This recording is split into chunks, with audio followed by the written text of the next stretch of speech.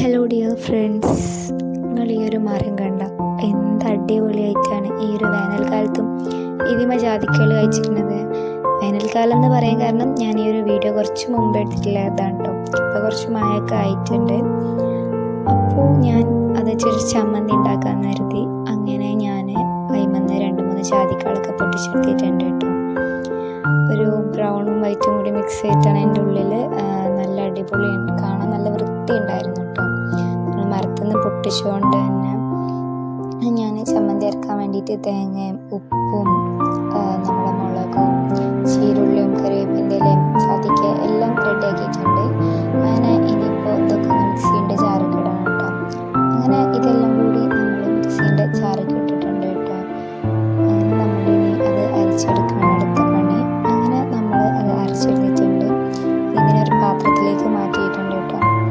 കാണാൻ വലിയ ഭംഗിയൊന്നും ഉണ്ടായിരുന്നില്ല, എന്നാലും നല്ല അടിപൊളി ടേസ്റ്റ് ആയിരുന്നു കേട്ടോ. ഞാൻ ഫസ്റ്റ് ടൈമാണ് ഈ ഒരു ചമ്മന്തി ട്രൈ ചെയ്യണം. അപ്പം നിങ്ങളും ട്രൈ ചെയ്തൊക്കെ. ബായ്.